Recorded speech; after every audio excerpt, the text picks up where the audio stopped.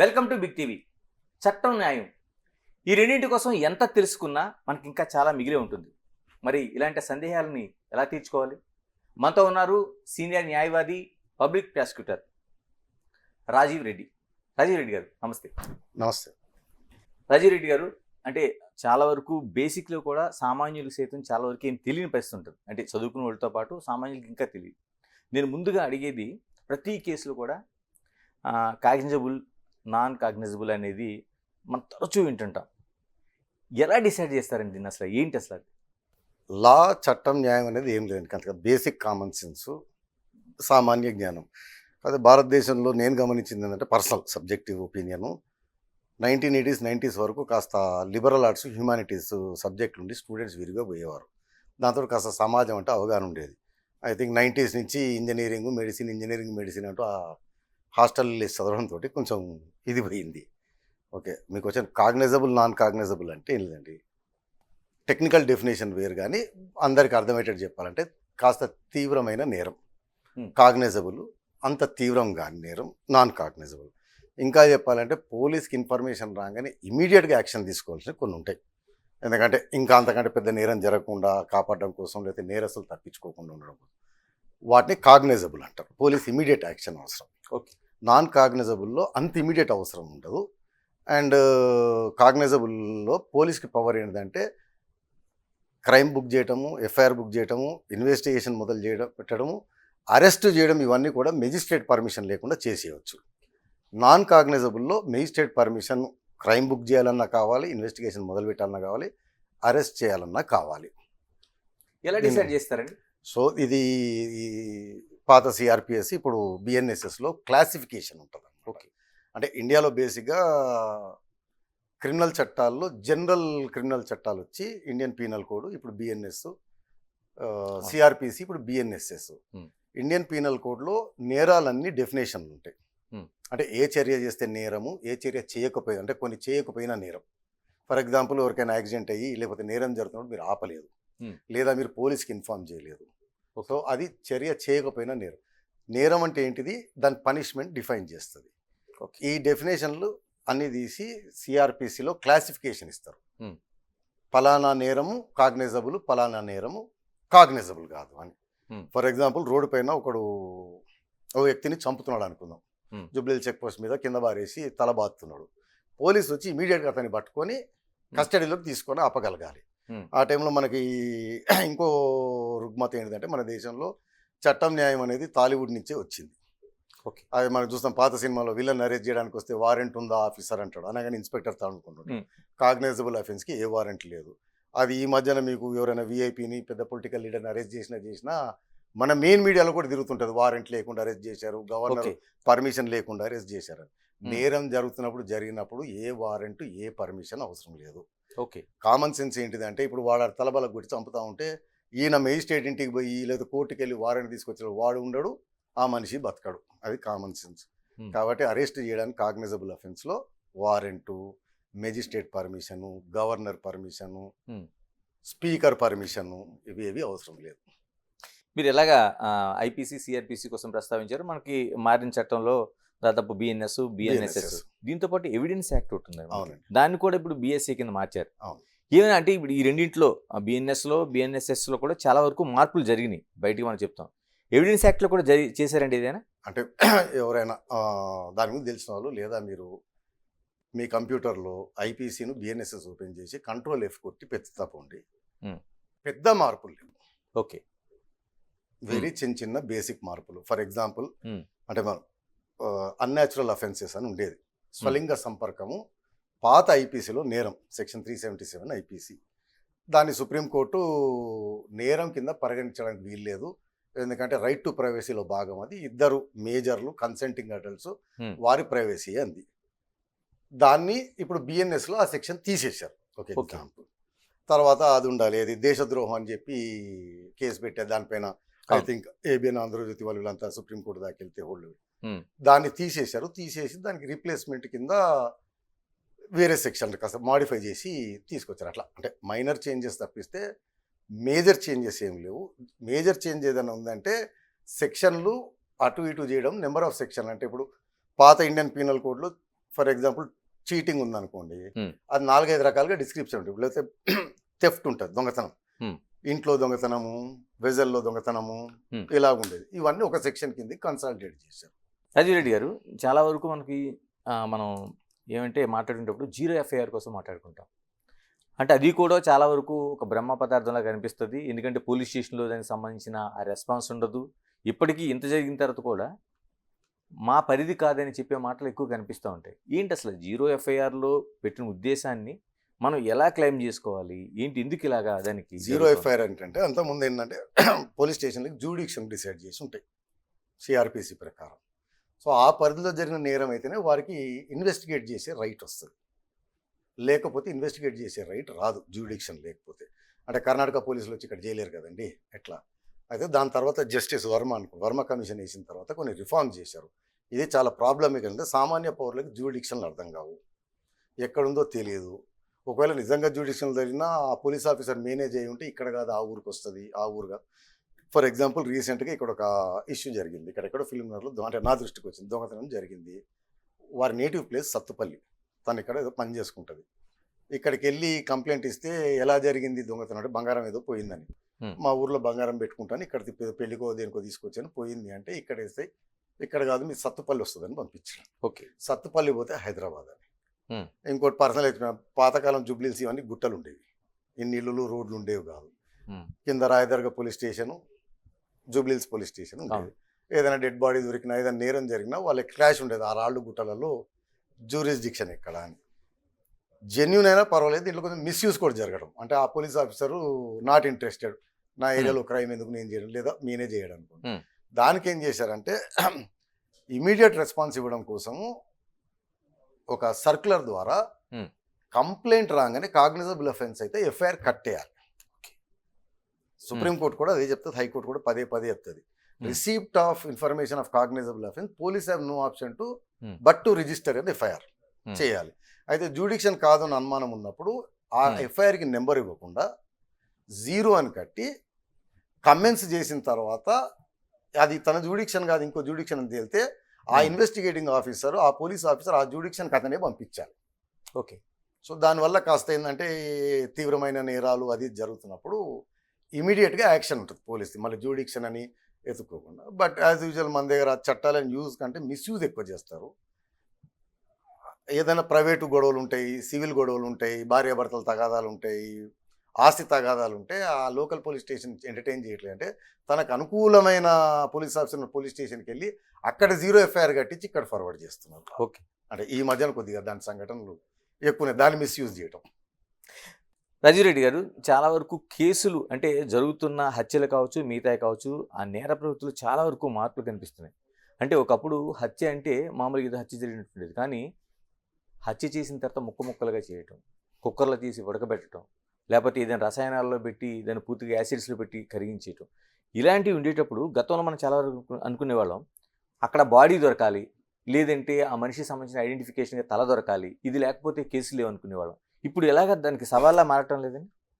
అంటే ఈ మార్పులకు కారణం ఏంటంటే ఒకటి మీడియా ఎఫెక్టు, తర్వాత అంటే హాఫ్ నాలెడ్జ్ ఈజ్ డేంజరస్ అని మన వాళ్ళకి హాఫ్ నాలెడ్జ్ అన్నమాట. ఆ రీసెర్చ్ కూడా పూర్తిగా చేయరు. ఒకటి గుర్తుపెట్టుకోండి, Indian penal code, evidence act, CrPC ఎంత పర్ఫెక్ట్గా ఉంటాయంటే పోలీస్ ఆఫీసర్ సిన్సియర్గా కనుక ఇన్వెస్టిగేషన్ చేస్తే నేరం తప్పించుకోవడం కష్టం. ఓకే. నెంబర్ 1. నెంబర్ 2, మీరు అడిగిన దానికి డెడ్ బాడీని మాయం అంటే మాయం కాదండి, ఫొరెన్సిక్ ఉంది మనకి. ఓకే. అనువాలు దొరికితే చాలు. అంటే జనరల్గా పాతకాలంలోనేమో కాన్ఫ్లిక్టింగ్, మన ఇండియాలో పెద్ద ఇన్సిడెంట్ జరగలే కానీ బ్రిటిష్ అమెరికన్ కోర్టులలో కొన్నిసార్లు జరిగినాయి. డెడ్ బాడీ దొరకకుండా కూడా కన్విక్షన్ వేశారు. సర్కమ్స్టెన్షియల్ ఎవిడెన్స్ అంటారు. ఓకే. మనిషి మిస్సింగ్, లాస్ట్ ఇతనితో కనపడ్డాడు, అతను చనిపోయినట్టు ఏదన్నా డెడ్ బాడీ దొరకలేదు కానీ ఆధారం ఏదైనా సర్కమ్స్టెన్షియల్గా. కొన్ని ఇన్సిడెంట్లలో శిక్ష పడిపోయిన తర్వాత ఎన్నోళ్ళకి ఆ వ్యక్తి బతికొచ్చిన సంఘటనలు కూడా ఉన్నాయి.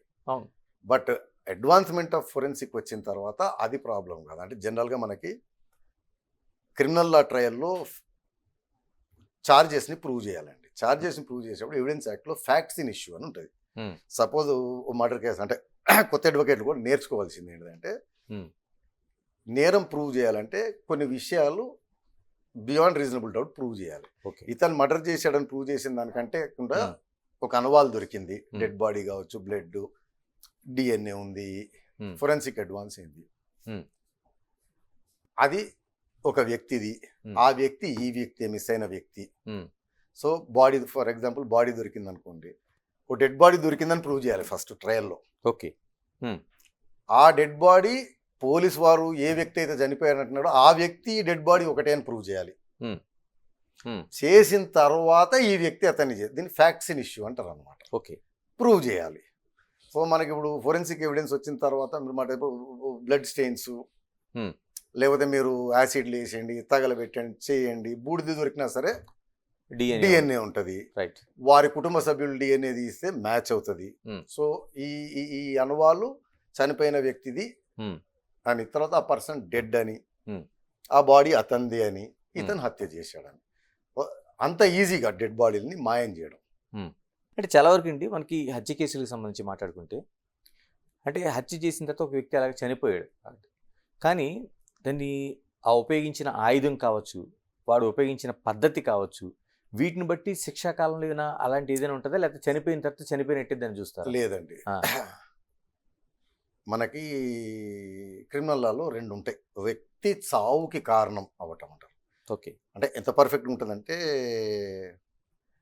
డిస్క్రిప్షన్ ఓపెన్ ఎండెడ్ ఉంటుంది అనమాట. తను చేసే చర్య వల్ల ఒక వ్యక్తి చనిపోయే అవకాశం ఉంది అని తెలిసి అది చేయడం ద్వారా ఒక మనిషి చావు కారణమైతే అని ఉంటుంది. ఓకే. ఎందుకంటే if you're trying to define కత్తితో పొడిస్తే నేరము, రాయితో పొడితే నేరం అంటే ఇవాల్వ్ అవుతున్న టెక్నాలజీ టైంకి కొత్తది కనిపెడతారు. అవును. అదేదో ఒక సినిమాలో పిచ్చివాడు ఉంటాడు, నది బ్రిడ్జ్ మీద తీసుకెళ్ళి నేను దుంకుతున్నాను అనేది దుంకగానే అతను దుంకడం. ఐ థింక్ ఇంకో సినిమాలో కూడా చిల్లర వేస్తే ఏరుకుంటుంటాడు పిచ్చివాడు, పేరు గుర్తురావట్లేదు, లారీ వచ్చే టైంకి అదే వేయటం. సో నేను చేసే చర్య వల్ల ఒక వ్యక్తి చావు కారణం అవుతుంది అని తెలిసి అది చేసి చావు కారణం కావడం అని ఉంటుంది. ఓకే. తెలుగులో లూజ్గా ట్రాన్స్లేట్ చేయాలంటే ఒకసారి అయితే దాంట్లో రెండు విధాలు ఉంటుంది. ఒకటి కల్పబుల్ హోమిసైడ్, ఒకటి మర్డర్.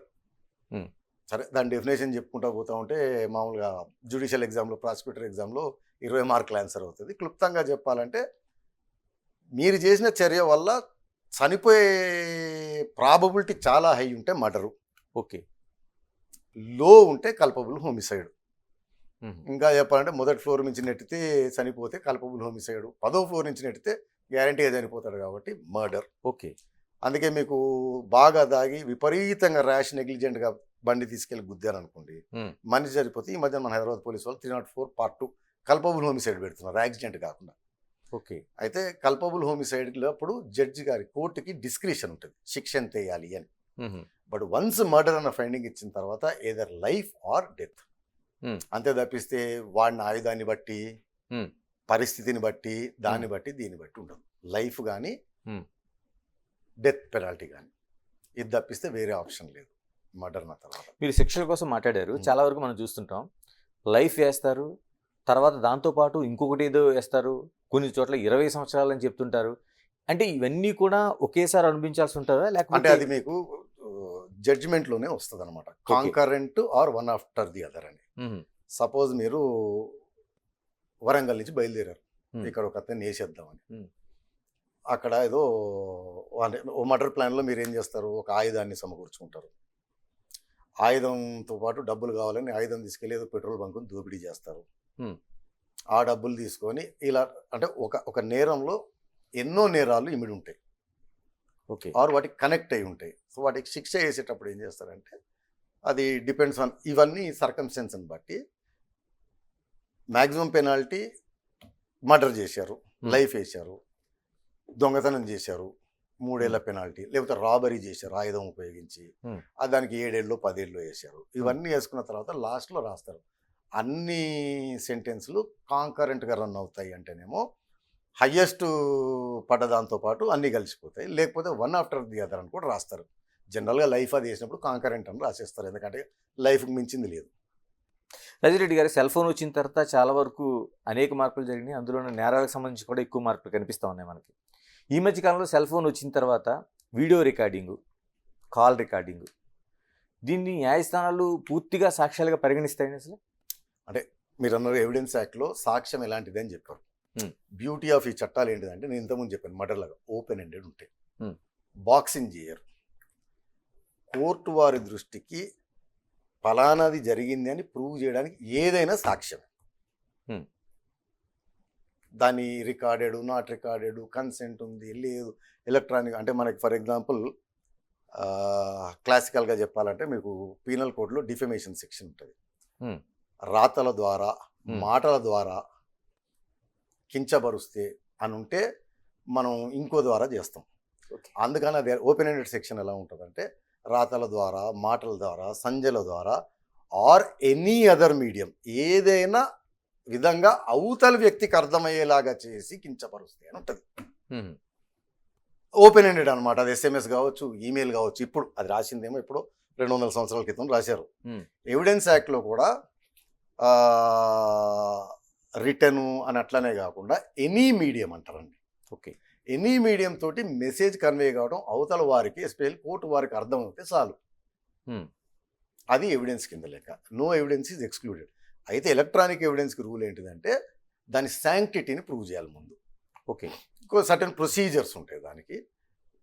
ఇది ఎడిట్ చేయలేదు, మార్ఫ్ చేయలేదు, అది చేయలేదు, దాన్ని కుకప్ చేయలేదు అని ఆ ప్రూఫ్తో పాటు చేయవలసి వస్తుంది. అంటే ఇప్పుడు చాలా వరకు చెప్తా ఉంటారు మన అనుమతి లేకుండా అవతల వాళ్ళు రికార్డ్ చేయడం అనేది నేరం అనేది. అనుమతి లేకుండా అలా ఉండదు. సపోజ్ ఓకే, నేను ఒక టూరిస్ట్ని, కేబుల్ బ్రిడ్జ్కి వచ్చి నాకు నేను తీసుకుంటున్నాను, వెనకాల చాలామంది కనపడతారు. ఓకే, అది ఎప్పుడు ఇష్యూ కాదండి. ఓకే, ఈ చాలామంది కనపడ్డ వాళ్ళది ఏదైనా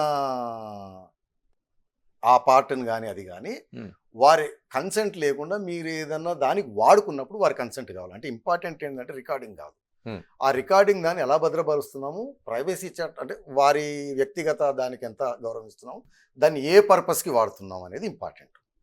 సో ఇప్పుడు నేను మీది రికార్డ్ చేశాను, నేను పోలీస్కి వెళ్ళి పెట్టాను అనుకోండి, పర్ఫెక్ట్లీ వ్యాలిడ్ లీగల్ యాక్షన్ అనమాట. అంటే రికార్డ్ చేస్తున్నప్పుడు మీది రికార్డింగ్ చేస్తున్నానని చెప్పాల్సిన అవసరం ఏం లేదు, అక్కర్లేదు, అది నేరం కాదు.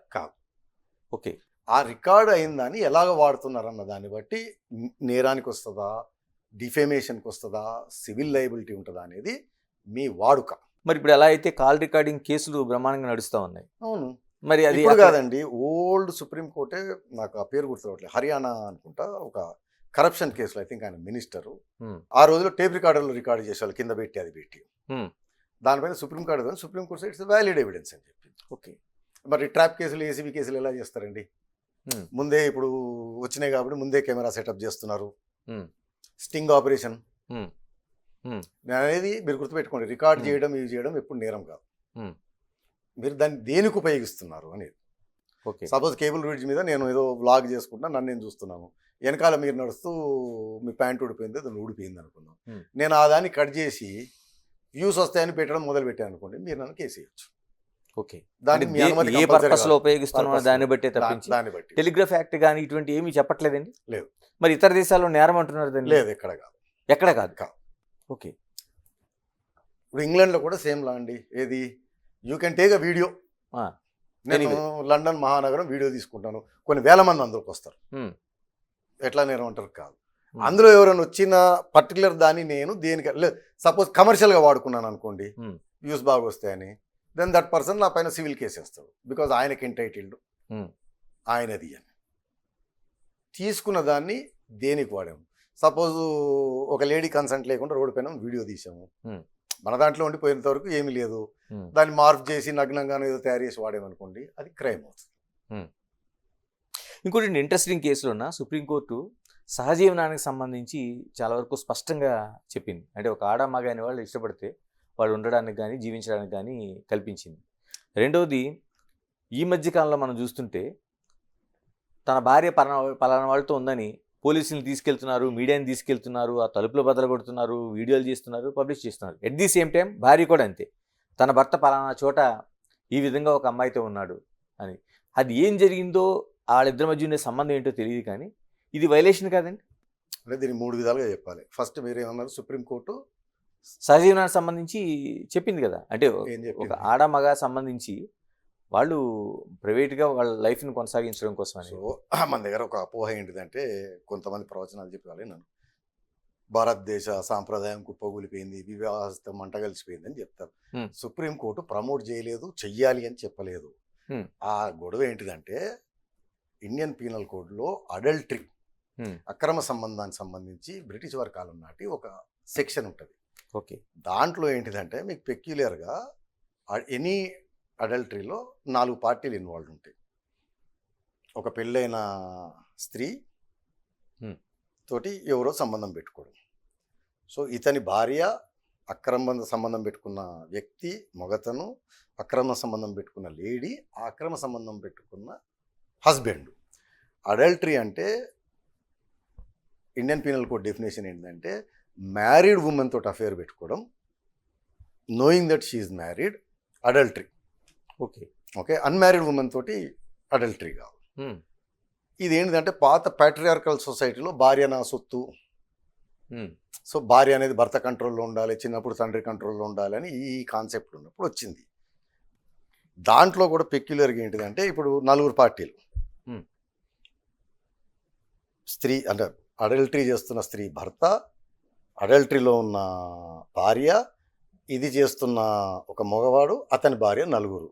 అయితే ఈ పీనల్ కోడ్లో పెక్యులర్గా పనిష్మెంట్ ఓన్లీ అడల్టరీ చేసిన మగవాడికి ఉంది, అడల్టరీ చేసిన స్త్రీకి లేదు. Hmm. Okay. Punishment only adultery చేసిన మగ మనిషికి మాత్రమే పనిష్మెంటు. ఇంకో పెక్యులారిటీ దాంట్లో ఏంటంటే, అడల్టరీ కంప్లైంట్ ఓన్లీ అడల్ట్రెస్ అంటే అక్రమ సంబంధంలో ఉన్న లేడీ భర్తకు మాత్రమే రైట్ ఉంది, ఈవిడ భార్యకు రైట్ లేదు కంప్లైంట్ చేసేది. Hmm. ఓకే. ఓన్లీ అడల్టరీ చేస్తున్న స్త్రీ భర్తకు మాత్రమే రైటు.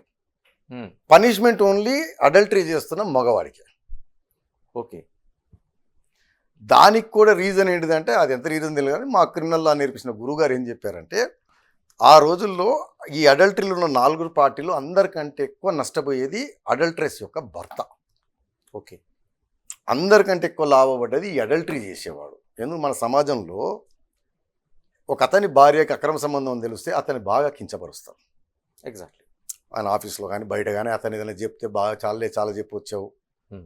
పిల్లని నేలుకోలేడు కూడా వాడు చెప్తున్నాడు అని ఇతను చాలా సఫర్ అవుతాడు. కాబట్టి ఇతనికి కంప్లైంట్ చేసి హక్కు ఇచ్చారు. Hmm. పనిష్మెంట్ మరి ఇద్దరు ఆడమొగలు, ఆడకి లేదు మొగోడికి ఎందుకు పనిష్మెంట్ అంటే, ఈ ఆడదాని జీవితం ఎట్లా బుగ్ అయిపోతుంది బయటకు వస్తే. Hmm. భర్త వదిలేస్తాడు, తల్లిదండ్రుల దగ్గర రానియరు, సమాజం అంతా కూడా చాలా నీచంగా చూస్తారు అడల్టరీలో. అవును. దీంట్లో అందరికంటే ఎక్కువ బెనిఫిట్ పొందినవాడు వీడు ఉంటాడు. Hmm. ఎందుకంటే మన సమాజంలో వాడు అడల్టరీ చేసేవాడిని వాళ్ళ ఫ్రెండ్స్ వాళ్ళు కూర్చొని మనోడు పెద్ద కృష్ణుడు రా, పెద్ద ప్లే బాయ్ రా అని పొగుడుతుంటారండి. Hmm. అందుకోసమే ఇది పెట్టారని గురువుగారు చెప్పారు, బట్ అందులో ఉండదు. అంటే లాభం నష్టం మగాడికే రెండిట్లో. లాభం మగోడికి కాబట్టి అతనికి శిక్ష. Hmm. ఇందులో ఇన్వాల్వ్ అయిన ఆడది సమాజంలో కించపరిచిపోయి నాశనం అయిపోతుంది. ఓకే. ఒక వేశ్యలాగా చూస్తారు, Hmm. అందరూ ఇన్సల్ట్ చేస్తారు, తల్లిదండ్రులు కూడా సపోర్ట్ చేయరు, కాబట్టి ఆమెకు పనిష్మెంట్ లేదు అని చెప్పాడు. సరే, ఏదేమైనా దీంట్లో కొంత జెండర్ డిస్పారిటీ ఉంది. మగవాడికే ఉంది, ఆడదానికి శిక్ష లేదు. Hmm. రెండోది, అడల్ట్రెస్ భర్తకే రైట్ ఉంది, మరి విక్టిమ్ భార్య కూడా కదా, అవును. ఎందుకు లేదు అని చెప్పి కేసు అన్నమాట అది. Hmm. ఎందుకంటే మనకి రాజ్యాంగం ప్రకారం సమానత్వం, లింగభేదం మీద చేయడానికి వీలు లేదు అని. Discrimination లేదు కాబట్టి. సో దాంట్లో చేస్తూ అది తప్పు అని చెప్పి అది కొట్టేసి, దాంట్లో ఏంటంటే పుట్టుస్వామి కేసు, ఆ కేసులో వచ్చిన తర్వాత ఇండియాలో రైట్ టు ప్రైవసీ కూడా ఫండమెంటల్ రైట్, అంటే రైట్ టు లైఫ్లో ఇమిడి ఉంటుంది. Hmm. వ్యక్తిగత స్వేచ్ఛ, జీవించే హక్కులో ఇమిడి ఉంటుంది ప్రైవసీ. ఇద్దరు అడల్ట్లు కన్సెంటింగ్గా వారి ప్రైవసీలో వారు చేసుకున్న దాన్ని నేరం ఎలాగంటారు అంది. అంతే తప్పిస్తే అది రైట్ అని లేదు. Okay. దానికి ఏదైనా రిపర్కేషన్స్ ఉన్నా, Hmm. ఏదైనా ఉన్నా మీకు సివిల్ ఉన్నాయి, విడాకులు, మెయింటెనెన్స్, డ్యామేజెస్ ఇవి ఉన్నాయి. ఓకే. క్రైమ్ అనడానికి వీలు లేదు అంది. It is a valid ground for divorce, Hmm. Valid ground to claim extra maintenance, extra యాలిమనీలు. Hmm. Hmm. స్త్రీ అడల్టరీలో ఉంటే నో మెయింటెనెన్స్, నో యాలిమనీ భర్త క్లెయిమ్ చేయొచ్చు విడాకుల కేసు జరిగినప్పుడు, అతని విడాకులకి. నేరం కాదు, ఎందుకంటే ఇద్దరు కన్సెంటింగ్ అడల్ట్స్ మేజర్లు అయిన తర్వాత వారి రైట్ అది.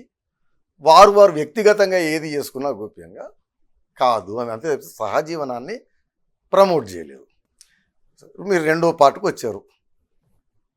భర్త ఎవరితోటో కులుకుతున్నాడని, భార్య ఎవరితోటో ఉందని చెప్పి పోలీసులని మీడియాని ఎంట పెట్టుకుని వస్తున్నారు. ఈ జడ్జిమెంట్ దీని ప్రకారం కేసు అయితే కట్టేది ఏమీ లేదు.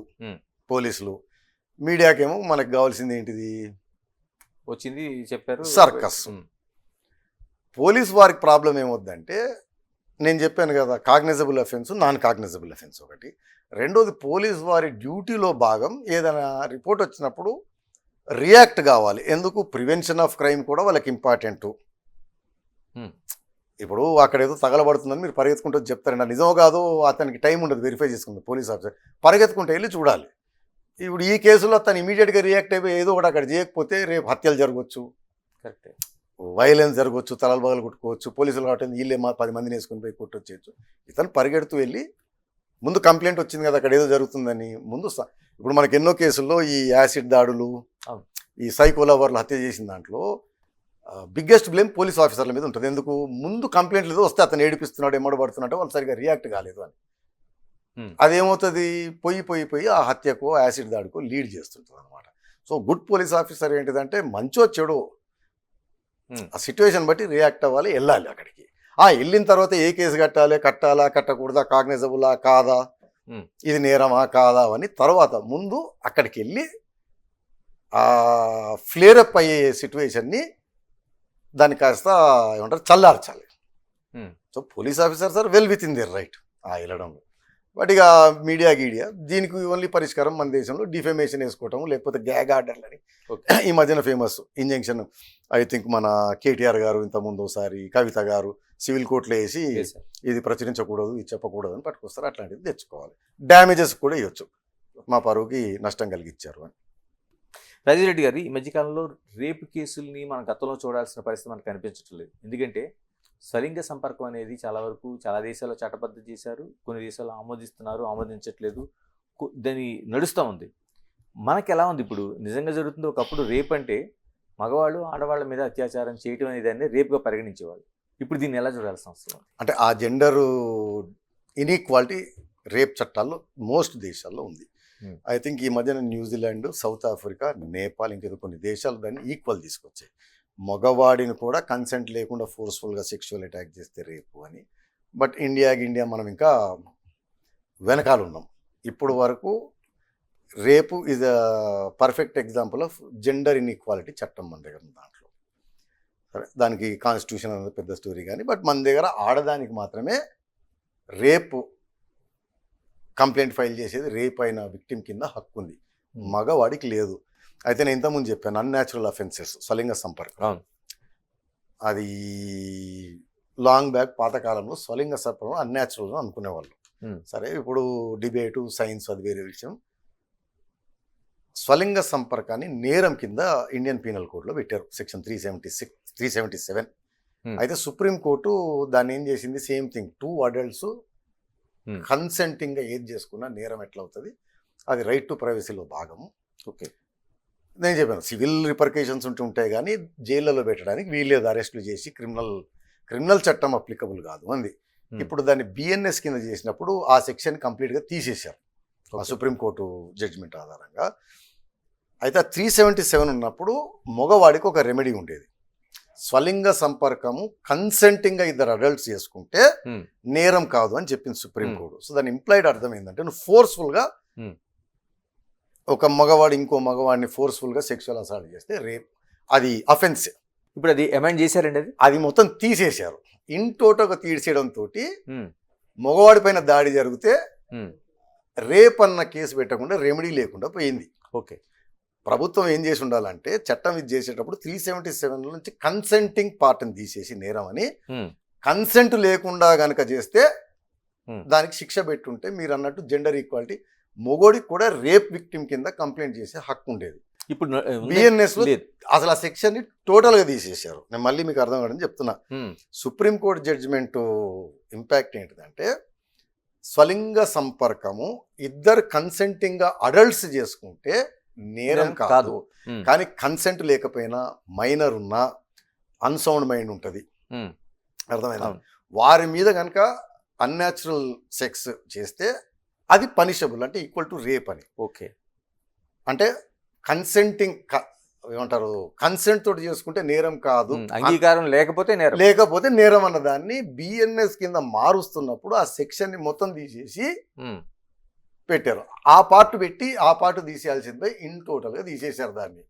సో మొగోడికి రేప్ జరిగితే, అసాల్ట్ జరిగితే, దాడి జరిగితే ఆ రెమెడీ పోయింది. కాకపోతే మనకు అదే బిఎన్ఎస్ లో రెమెడీ ఏంటిదంటే హర్ట్, గ్రీవియస్ హర్ట్లు ఉన్నాయి, గాయపరచడము, తీవ్రంగా గాయపరచడం. సో రేప్ అటాక్ జరిగినప్పుడు ఆ కంప్లైంట్ ఇచ్చుకోవచ్చు, రేప్ అని మాత్రం ఇవ్వలేడు. అంటే మగాడికి రేప్ జరిగితే రేప్ అని పెట్టుకునే హక్కు అయితే లేదు, దిక్కు లేదు. అయితే ఇంకోటి మనకి ఇంకో చట్టం వచ్చింది ఈ మధ్యన, transgender protection of rights of transgender people act అని ఒకటి వచ్చింది. ట్రాన్స్జెండర్లో మాత్రం ఎనీ అసాల్ట్, ఫిజికల్, మెంటల్ వగేరా వగేరా అని ఉంటుంది, సెక్షన్ 18 అనుకుంటా. ఓకే. దాని ప్రకారం శిక్ష. సో అది ఒకటి వస్తుంది. And I think transgender definition surgery operation ద్వారానే సెక్స్ మార్పిడి కాదు, ఇంక ఏ విధంగా అయినా సరే అతను బర్త్ రికార్డులు ఉన్న జెండర్ కంటే అతని వేరే జెండర్ అని అనుకున్నప్పుడు ట్రాన్స్జెండర్, అదొక సెక్షన్.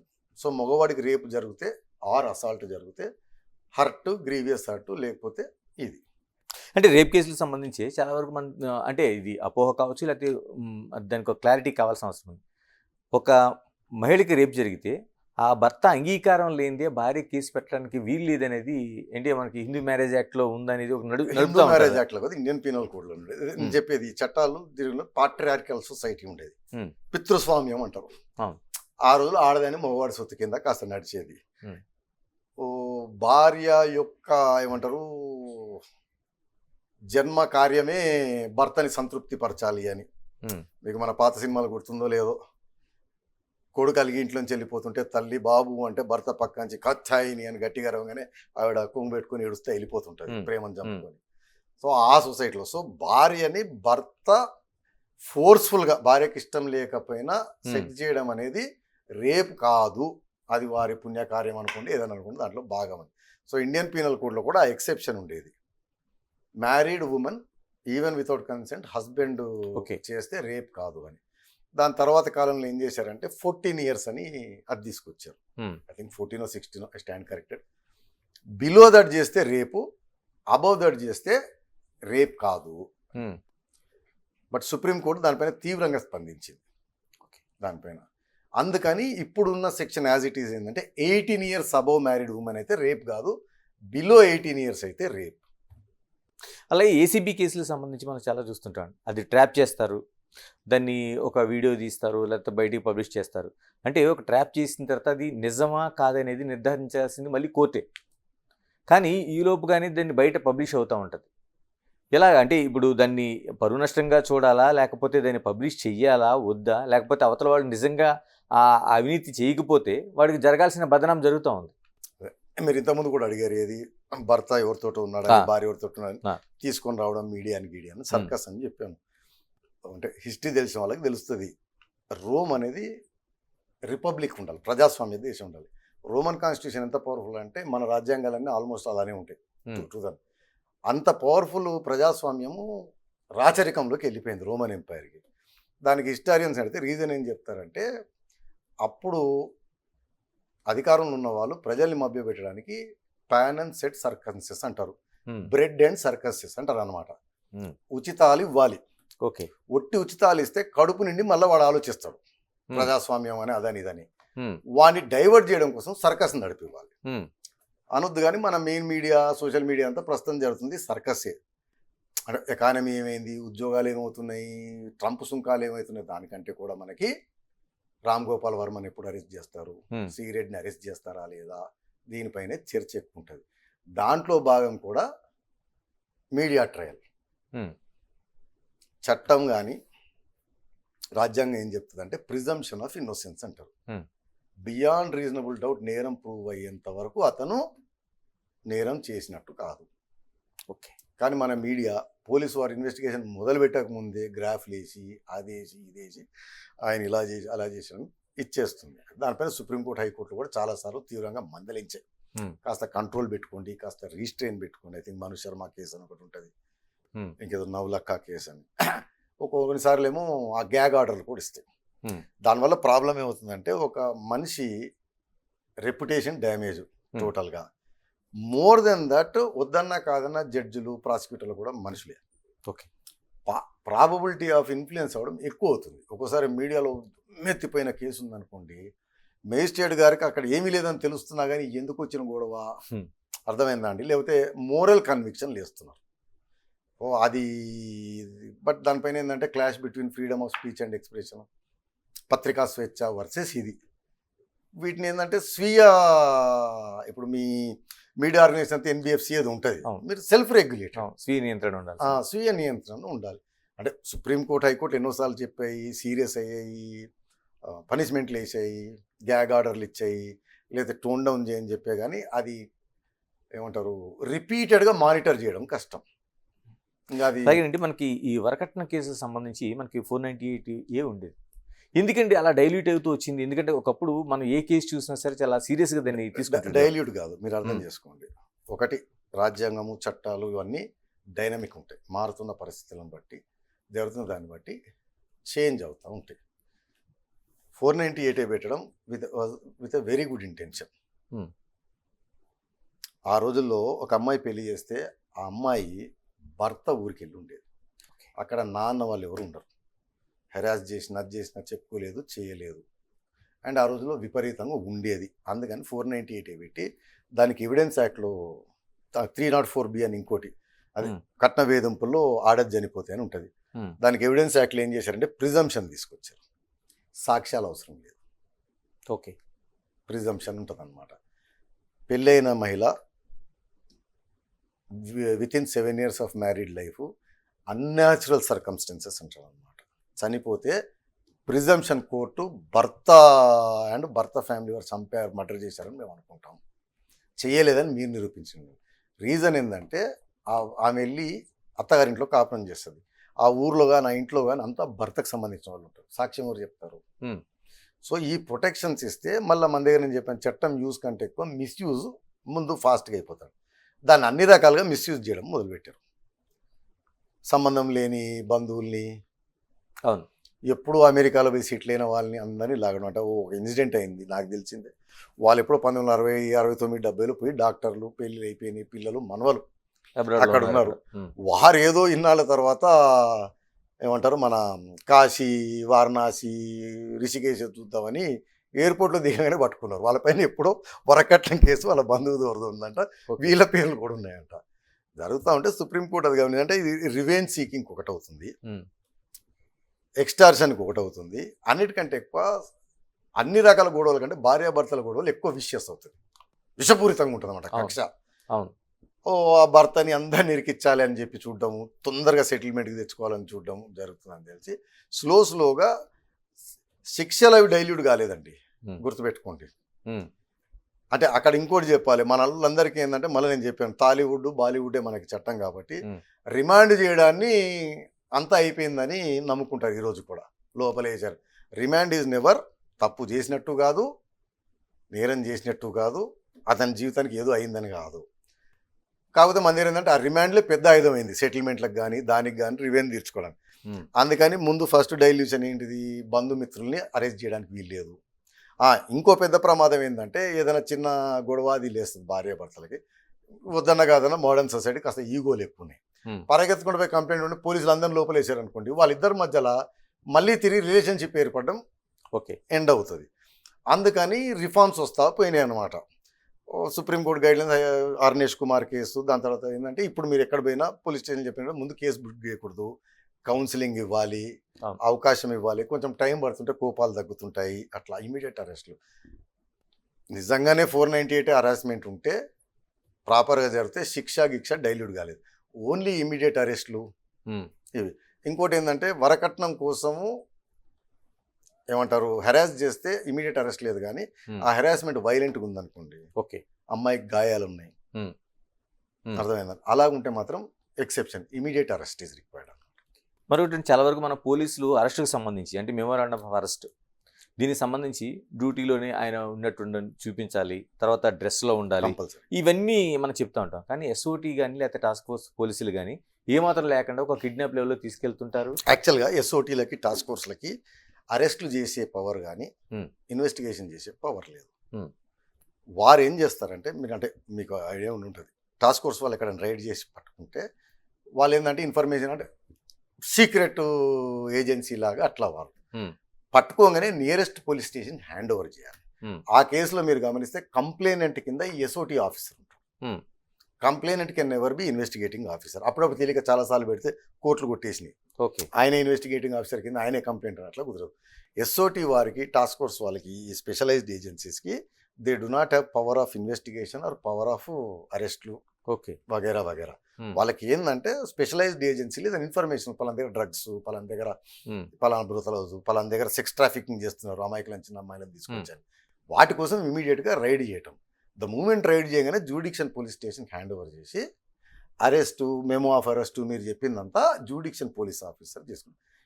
ఈ రైడ్ చేసిన టీం లీడ్ చేసిన ఎస్ఓటీ కానీ టాస్క్ ఫోర్స్ ఆఫీసర్ కంప్లైనెంట్ కింద ఉంటాడు. దాంట్లో ఇన్వెస్టిగేటింగ్ అరెస్ట్ అతను చేయడు. అంటే మెమోరాండం ఆఫ్ అరెస్ట్లోన చాలా వరకు పెద్ద పెద్ద వాళ్ళకే జరుగుతుంది. ఇప్పుడు గతంలో లేదు, అంటే ఇప్పుడు మనం రేవంత్ రెడ్డి గారిది ఇష్యూ చూసాం గతంలో, ఇంటి ముందు అర్ధరాత్రి రావడం, సివిల్ పోలీసులు రావడం, తర్వాత చంద్రబాబు నాయుడు కూడా చూసాం. అంటే ఈ పోలీసు మీద యాక్షన్ తీసుకునే సిస్టమ్ ఏమి ఉండదండి అలా ఉంటే? పోలీస్ మీద యాక్షన్ నేను తర్వాత చెప్తా. మీరు చెప్పిన దీంట్లో కూడా Hmm. మెమోరాండం ఆఫ్ అరెస్ట్ లేకుండా అంటే మెజిస్ట్రేట్లు రిమాండ్ తీసుకోరు. ఓకే. కంపల్సరీగా memo of arrest near and ఇయర్కి ఇవ్వాలి. ఇవ్వాలి. దీన్ని డీకే బస్సు రిఫార్మ్స్ అంటారు అనమాట, సుప్రీంకోర్టు గైడ్ లైన్స్ అవన్నీ. Hmm. దాని తర్వాత ఈ 41A ఈ అమెండ్మెంట్స్ అన్నీ వచ్చినాయి. డిస్టింగ్విషింగ్గా అతని నేమ్ ట్యాగ్ అది కనపడాలి, యూనిఫామ్లో ఉండాలి, Hmm. గ్రౌండ్స్ ఆఫ్ అరెస్ట్, అతని పైన నేరం ఆరోపణ ఏంటిది, ఎందుకు అరెస్ట్ చేస్తున్నారు, ఏ సెక్షన్లు అనేది కంపల్సరీగా నోటీస్ ఇవ్వాలి. Hmm. ఇవి ఇచ్చిన తర్వాత రిమాండ్ తీసుకుంటారు, లేకపోతే రిమాండ్ తీసుకోరు. కానీ ఇప్పుడు మనం మాట్లాడుకుంటున్న కేసుల్లో ఆ రోజున వీడియోలు కాబట్టి చూస్తే మమ్మల్ని ఏ కేసుల్లో అరెస్ట్ చేస్తున్నారు, మమ్మల్ని ఎందుకు తీసుకెళ్తున్నారు అనేది వాళ్ళే ప్రశ్నించే పరిస్థితి కనిపిస్తుంది. ఎవరు లేదు, అది తప్పు. అంటే అటువంటి వాళ్ళని యాక్షన్ తీసుకునే అవకాశం ఉంటుందని పోలీసుల పైన? యాక్షన్ తర్వాత అలాగుంటే మీరు చెప్పిన ఇద్దరు VVIP అవును. కోర్టులో ఛాలెంజ్ చేసి బయటకు వచ్చేవచ్చుగా. ఓకే. వారే యాక్షన్ తీసుకోరు. Indian penal code is equally applicable to police officers అండి. ఓకే. మన హైదరాబాద్ వరకు వస్తే ఇంకో చట్టం ఉంటుంది, హైదరాబాద్ పోలీస్ యాక్ట్ అని. మీరు గుర్తుపెట్టుకోండి, మన ప్రజల వరకు తెలియదు. లీగల్ అరెస్ట్ అతని డ్యూటీలో భాగం, అతని ప్రొటెక్షన్ ఉంటుంది. ఓకే. 24 గంటలు దాటిన తర్వాత అది డ్యూటీలో భాగం కాదు. అతని పైన అందరిలాగానే కిడ్నాప్ కేసు బుక్ చేయొచ్చు, బుక్ చేయాలి కూడా. ఇంకోటి, పోలీసులు సివిల్ కేసుల్లోకి ఎంటర్ అవ్వకూడదు అంటారు. ఎలా జడ్జ్ చేస్తామండి అట్లని? అంటే ఇండియాలో ఏమైందంటే అండి, బ్లర్ అయింది. ఐ థింక్ ఇంత దినేష్ రెడ్డి గారు డీజీపీ ఒక స్టేట్మెంట్ ఇచ్చారు, సివిల్ కేసులో పోద్దంటే ఎట్లా, సివిల్ కేసులే క్రైమ్ తీస్తున్నాయి అని, సివిల్ సెటిల్మెంట్ కాకపోతేనే మర్డర్లు గిడర్లు చేసుకుంటున్నారు అని. ప్యూర్ సివిల్ కేసుల్లో ఇన్వాల్వ్ కావడానికి వీల్లేదు. ఎక్కువ మటుకి ఇవి ల్యాండ్ డిస్ప్యూట్స్లో పడలేదు. వీటిని ఏం చేస్తారంటే సివిల్ని క్రిమినల్ కలరింగ్ ఇస్తారు. సివిల్ ప్యూర్గా ఉండదన్నమాట. ఏదో మీరు నాకు డబ్బులు ఇవ్వాలనుకోండి, మీరు ఇవ్వట్లేదు, నేను రికవరీ కేసు సివిల్ వేసుకోవాలి. నాకు ఇన్స్పెక్టర్ తెలిస్తే ఏం చేస్తాడు, మీరు నన్ను తిట్టినట్టు, కొట్టినట్టు, చంపుతా అన్నారను, దాడి చేశారను ఒక కేసు పెట్టించి మిమ్మల్ని పిలిపించుకొని ప్రెజరైజ్ చేస్తారు. ల్యాండ్ డిస్ప్యూట్స్ ఉన్నాయనుకోండి, ల్యాండ్ డిస్ప్యూట్స్లో అసలు తలదూర్చడానికి వీల్లేదు. బట్ ల్యాండ్ పైన ల్యాండ్ ఆర్డర్ సిచ్యువేషన్ వస్తుంది, రెండు వర్గాలు దొమ్మి కొట్టుకుంటుంటాయి కబ్జా కోసం. అప్పుడు ఆపొచ్చు తప్పిస్తే వారు తెలుసు. అప్పుడు ఏంటంటే మనకి 144, 145 CRPC ప్రొసీడింగ్స్ ఉంటాయి. ఆ ల్యాండ్ని సీల్ చేసి ప్రొసీడింగ్ చేసి ఆర్డీఓకి హ్యాండ్ ఓవర్ చేసేయాలి ఇన్స్పెక్టర్. ఆర్డీఓ డిసైడ్ చేస్తారు ఎవరికి ఇవ్వాలి ఇవ్వద్దు అనేది. ఇంకోటి, ఆడవాళ్ళకి రాత్రిపూట పోలీస్ స్టేషన్లో ఉంచకూడదు అనేది చాలా వరకు చెప్తున్నారు. అదే డీకే బాసు రిఫార్మ్స్లోనే. ఎందుకంటే డీకే బస్సు చెప్పినప్పటికీ ఇప్పుడు ప్రత్యేక మహిళా పోలీస్ ఉంది, పోలీస్ స్టేషన్స్ ఉన్నాయి. అంటే మగవాళ్ళకి ఉంచొచ్చు, ఆడవాళ్ళని ఉంచకూడదు. మహిళా పోలీస్ స్టేషన్ ఉంచొచ్చు. ఓకే. మహిళా పోలీస్ స్టేషన్లో మహిళలను ఉంచొచ్చు. ఓకే. బట్ జనరల్గా అవాయిడ్ చేస్తారు. సన్సెట్ టు సన్ రైజ్ మహిళని కస్టడీలోకి తీసుకోరు, అరెస్ట్ చేయరు. ఎమర్జెన్సీ అంటే తప్పిస్తే, తప్పదంటే తప్పిస్తే ఈవెన్ అరెస్ట్లు కూడా చేయరు. ఆ డీకే బస్సులో రిఫార్మ్స్ ఏంటంటే లాకప్ కనపట్టేట్టు ఉండాలి, ప్రతిరోజు లాకప్లో ఎంతమంది ఉన్నారు అనేది రికార్డు ఉండాలి. ఆ రికార్డు ఎస్పీకి కూడా ఉండాలి, ఎస్పీ దగ్గర ఉండాలి. ఏ పోలీస్ స్టేషన్లో సాయంత్రం అయ్యేటప్పటికి ఎంతమంది ఉన్నారు అనేది. రాజీవ్ రెడ్డి గారు, ఇంకోటి ఆస్తుల కోసం మనం మాట్లాడుకుంటే, మా తాత ఆస్తి దాన్ని నా ఇష్టం అనేది ఉంటుంది. నిజంగా తాత ఆస్తి మన వాళ్ళకి ఇప్పుడు మన పబ్లిక్లో ఉన్నట్టే చెల్లుతుంది అండి? లేదంటే మీరు అడిగింది ఎక్సలెంట్ క్వశ్చన్. ఇండియా అంతా మిస్కన్సెప్షన్ ఉంటుంది, తాత ఆస్తి పైన మనవల కింద మాకు హక్కు ఉంటుంది అనుకుంటారు. అవును. హిందువులైతే ఉండదు. హిందువులైతే ఉండదు. హిందూ సక్సెషన్ యాక్ట్లో క్లాస్ 1 హెయిర్ అంటారు. నేను చనిపోయాను అనుకోండి, నా భార్యకి నా పిల్లలందరికీ equal share and it ends there. Okay. నా కుమారుడు చనిపోయాడు అనుకోండి, అప్పుడు నా మనవడికి హక్కు వస్తుంది. బట్ తండ్రి కానీ తల్లి కానీ బతుకుండగా వాళ్ళు బ్రేక్ కింద వారసత్వానికి 4 తరాలు అయితేనే ఈక్వల్ షేర్ వస్తుంది. తాత ఆస్తి ఎప్పుడు తండ్రికి కానీ తల్లికి కానీ వస్తుంది. ఓకే. పిల్లలకి హక్కు ఉండదు. ఓకే. ముత్తాత ఆస్తి అనుకోండి, అప్పుడు వస్తుంది. కదండి, ఇప్పుడు ఆస్తి ఎవరికి రాయకుండా అది ఆస్తి రాయకుండా చనిపోతేనే సక్సెషన్ యాక్ట్ కిక్ అవుతుంది. భార్యకి కానీ పిల్లలకు కానీ ఈక్వల్ షేర్. Equal share. మరి కన్న తల్లిదండ్రులకి తల్లిదండ్రులకు ఉండదు. సర్వైవర్స్కి ఉంటుంది కదండి, ప్రిడిసెసర్స్ కిందకు ఉంటుంది. వీళ్ళు లేరు అనుకోండి, అప్పుడు క్లాస్ 2 క్లాస్ 3 అని సెపరేట్ సెక్షన్లు వస్తాయి. అంటే ఇమీడియట్ వారసులు లేరు, భార్య లేదు, పిల్లలు లేరు, అప్పుడు ఎవరికి వస్తుంది? స్త్రీకి భర్త లేడు, పిల్లలు లేరు, ఈ ఆస్తి ఎవరికి వెళ్తుంది? ఫర్ ఎగ్జాంపుల్ భర్త ఫ్యామిలీ ద్వారా సంక్రమించింది ఏదైనా భర్త సర్వైవర్స్ ఉంటారు, అన్నదమ్ములు, వారికి. తల్లిదండ్రుల ద్వారా వచ్చింది అనుకోండి, ఆమె అన్నదమ్ములకి. అట్లా. ఇంకోటి చెప్పండి, చాలా వరకు జైల్లోకి వెళ్ళిన వాళ్ళకి హక్కులన్నీ ఉంటాయండి? ఎందుకంటే మానవ హక్కులతో పాటు ప్రాథమిక హక్కులు కూడా ఉంటాయా? అదే రాజ్యాంగం చదివితే మీరు ఆర్టికల్ 21 ఇవన్నీ పర్సన్ అంటారు, సిటిజన్ అన్నారు. పర్సన్ అంటారు. అంటే ఈవెన్ ఇల్లీగల్గా చొచ్చుకిన రోహింగ్యాలకు కూడా ఆ హక్కులు ఉంటాయి అనేది. సో అతను జైల్లో ఉన్నాడా బయట ఉన్నాడా అనేది సంబంధం లేదు. ఎస్పెషల్లీ రైట్ టు లైఫ్ ఇవన్నీ. అయితే వ్యక్తిగత స్వేచ్ఛని కర్బ్ చేయబడింది కదా రాజ్యాంగంలో చెప్తారు. న్యాయపరమైన చట్టపరమైన ప్రక్రియ ద్వారా హక్కుని కర్టేల్ చేయొచ్చు అని. బట్ మిగతా అన్ని హక్కులు మాత్రం వారికి ఉంటాయి. ఇంకోటి కీలకంగా, అంటే మామూలు మనుషుల కంటే దేశం గొప్పది అంటుంటారు, మీరేం చెప్తారు? అంటే మనం డిబేట్ అదే, దేశం మనుషులు వర్సెస్ చేయకుండా ఫస్ట్ పార్లమెంట్ సుప్రీమా, రాజ్యాంగం సుప్రీమా భారతదేశంలో. దీన్ని ఏమంటారంటే ఇప్పుడు America any liberal democracy constitution ఉంటుంది, మీకు ఇంగ్లాండ్ కాన్స్టిట్యూషన్ ఉంటుంది. పార్లమెంటే సుప్రీము, మెజారిటీ నిర్ణయమే ప్రజాస్వామ్యంలో అయినప్పుడు రాజ్యాంగం ఉండాల్సిన అవసరం లేదు, సుప్రీంకోర్టు ఉండాల్సిన అవసరం లేదు. ఎందుకంటే పార్లమెంట్ ఏది చేసినా అది పర్ఫెక్ట్ సరైన చర్య అని. ఓకే. దీన్ని ఏం చేస్తారంటే మెజారిటేరియన్ అథారిటేరియనిజం అంటారు, లేదా మెజారిటీ టిరనీ అంటారు. ఓకే. మెజారిటీ యొక్క నియంతృత్వము అంటారు. For example article 3 constitution, state reorganisation. రాష్ట్ర అసెంబ్లీకి కానీ దేనికి సంబంధం లేకుండా పార్లమెంట్ విడదీయవచ్చు. రీజన్ బీయింగ్, ఒక మైనారిటీ ప్రజలు ఉంటారు రాష్ట్రంలో, వారిని మెజారిటీ ప్రజలు అణగదొక్కుతున్నారు, అణిచివేస్తున్నారు, కాల రాస్తున్నారు ఉంటుంది. మెజారిటీ వస్తేనే మీకు రాష్ట్రం అవుతుంది అంటే అతనికి ఎప్పుడు న్యాయం జరగదు. అందుకని కాన్స్టిట్యూషన్ రాసినప్పుడు అసెంబ్లీకి మెజారిటీకి సంబంధం లేకుండా ఇచ్చారా? అవును. సో మెజారిటీ ఎప్పుడు ప్రివేల్ కాదు లిబరల్ డెమోక్రసీస్లో. వ్యక్తిగత స్వేచ్ఛలు, రాజ్యాంగ హక్కులు ప్రివేల్ ఓవర్ మెజారిటీ డెసిషన్లు పార్లమెంట్. ఫర్ ఎగ్జాంపుల్ ఇక్కడ కూర్చొని నేను ఇంటర్వ్యూలో ఏదేదో వాగాను, నరేంద్ర మోడీ గారికి బీజేపీకి కంప్లీట్ మెజారిటీ ఉంది రాజ్యసభ లోక్సభ, రేవంత్ రెడ్డి గారికి ఇక్కడ ఉంది, మీ మీద నా మీద ఆయనకి తీడలేసింది అనుకుందాం.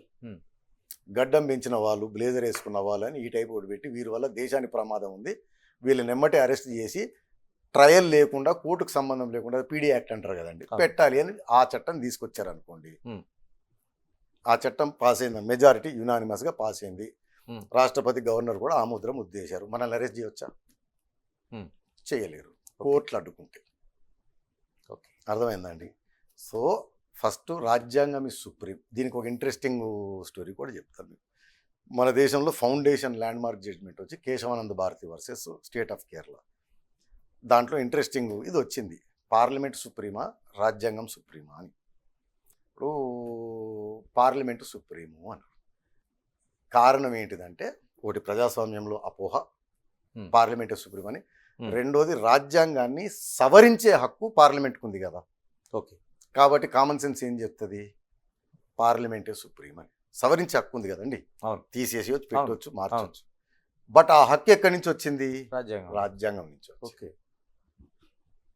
అందుకే ఆర్టికల్ 21 వ్యక్తిగత, అదే మనం జీవించే హక్కు, వ్యక్తిగత స్వేచ్ఛ ఉందని. ఈవెన్ ఎమర్జెన్సీ టైంలో కూడా కట్టేలు చేయలేము, చట్ట న్యాయపరమైన ప్రక్రియ. అజ్మల్ కసబ్ని కాల్చి చంపొచ్చు ఎన్కౌంటర్, కానీ కాదు కదా, కుదరదు కదా.